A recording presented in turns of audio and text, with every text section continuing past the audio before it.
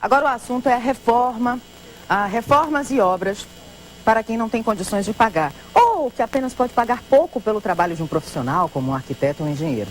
Em comunidades que têm menos recursos, os vizinhos colaboram uns com os outros. São espécies de mutirões, então eles se ajudam na hora de fazer os serviços. Esse hábito é muito comum em bairros populares, mas pode significar perigo. Um exemplo é esse caso que aconteceu no fim de semana na São Martim. Durante uma obra de reforma, um adolescente de 16 anos morreu tentando derrubar o muro. Um menino de 9 anos ficou gravemente ferido. O menino de 9 anos estava levando lanche para o pai, que trabalhava nesta mesma obra, ajudando um vizinho. Os dois foram atingidos pelo muro, que caiu antes da hora. Então, o Conselho Regional de Engenharia e Arquitetura, o CREA, alerta: construções irregulares representam só em Salvador mais de 60% das edificações. Areia, brita e arenoso na porta de casa. Uma cena muito comum nos bairros periféricos de Salvador. Seu Valmir mistura o material ao cimento e toca a obra do vizinho. A reforma não tem a orientação técnica de um profissional e seu Valmir não usa nenhum equipamento de proteção. Ela vai começar a usar já. Por que não está usando? Não, porque o rapaz vai comprar para não usar. De acordo com o CREA, o Conselho Regional de Engenharia e Arquitetura, pelo menos 60% das obras em Salvador são consideradas irregulares ou realizadas em lugares de risco. Essa situação fez mais uma vítima neste fim de semana. No último sábado, um adolescente morreu quando ajudava o vizinho na reforma de uma casa na Avenida São Martim. A parede do imóvel veio abaixo e atingiu o jovem. Um menino de 9 anos, que também estava no local, ficou ferido. Ele forçou a parede desceu, todo mundo pensou que só foi nele.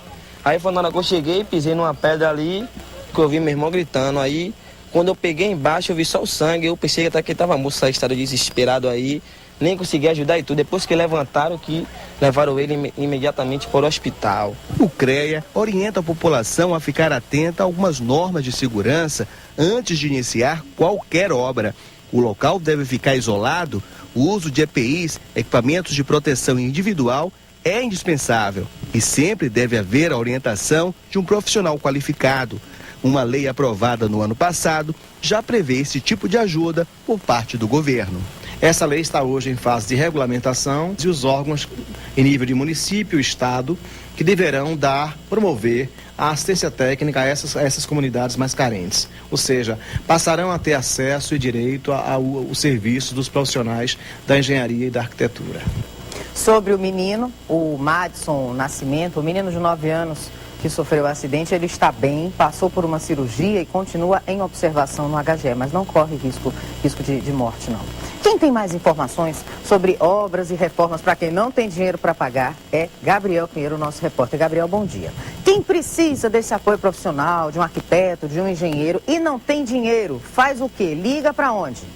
Bom dia, Daniela. Olha, primeiramente a pessoa pode procurar gratuitamente a Faculdade de Arquitetura da Universidade Federal da Bahia. Não é exatamente gratuitamente, Daniela, eles na verdade cobram um preço simbólico, são estudantes que estão capacitados e que já estão vinculados também a empresas que fazem trabalho de arquitetura, então eles já têm experiência, não são estudantes que estão ali fazendo uma experimentação com a pessoa, não, eles sabem o que estão fazendo, fazem o trabalho devidamente preparados e tem aí a questão que foi colocada na matéria, não é?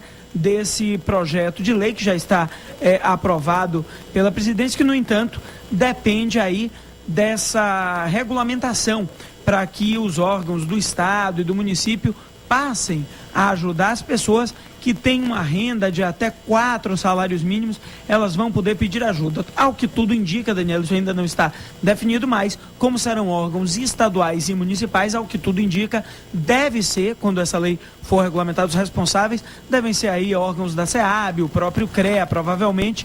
Então, assim, as pessoas vão ter, já está tudo encaminhado, e isso é fundamental em Salvador, as pessoas vão ter essa ajuda, essa assistência gratuita. Porque aqui, Daniela, nós vimos aí na matéria do nosso colega Paulo Lavinsky, são 70% das construções construídas sem observar as exigências legais. Quer dizer, a gente vê situações dessa aí. Essa pessoa aí, provavelmente, Daniela, é o morador da casa que está aí fazendo a obra, eles vão e fazem mesmo. E nem é por maldade, né, Gabriel? A gente sabe que é por pura necessidade. De fato, são pessoas que não têm condições de pagar, juntam dinheiro, compram na maior dureza o tal do tijolo, o cimento, a brita, tudo, para fazer a sua obra, a sua construção, fazer a sua laje, seja lá o que for. Mas é necessário orientação, que a gente viu só esse ano, pelo menos, dos que eu me lembro aqui, 3 casos, não é? De pessoas que morreram e que ficaram feridas por causa de construções irregulares. Às vezes falta uma viga de sustentação, falta calcular direito a quantidade de areia ou de cimento, enfim, né? É isso mesmo, Daniela, porque muitas vezes aí se alia essa necessidade à falta de informação. E uma coisa curiosa, para que as pessoas que estão em casa saibam como vale a pena procurar essa orientação. Além do óbvio, que é o risco para a família, o risco para si próprio, ainda existe um outro fator.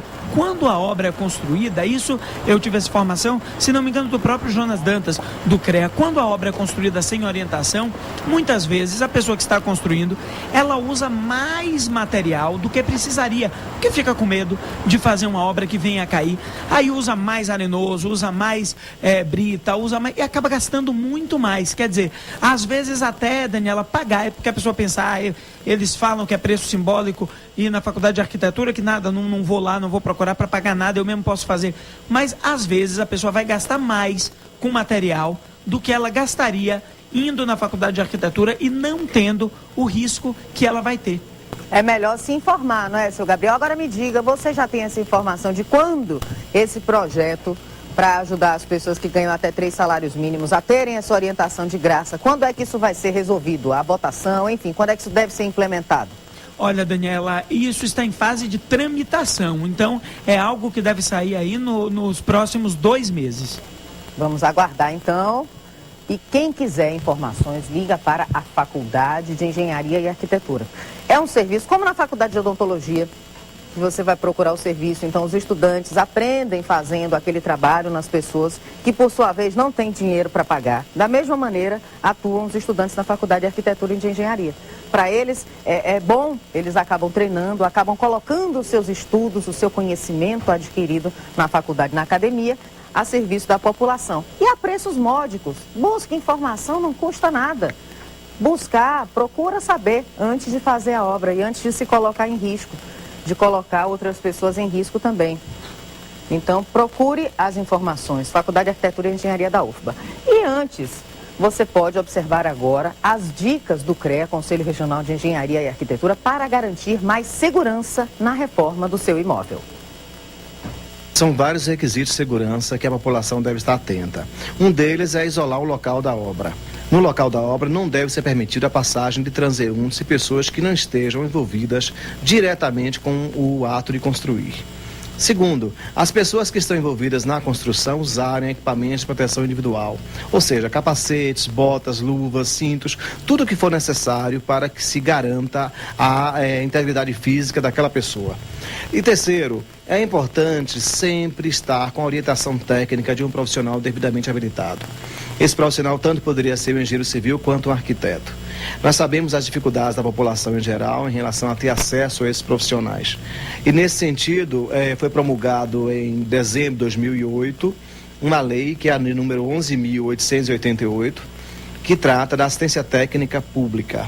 Essa lei está hoje em fase de regulamentação e deverá prever as responsabilidades e os órgãos em nível de município e estado que deverão promover a assistência técnica a essas comunidades mais carentes. Ou seja, passarão a ter acesso e direito ao serviço dos profissionais da engenharia e da arquitetura.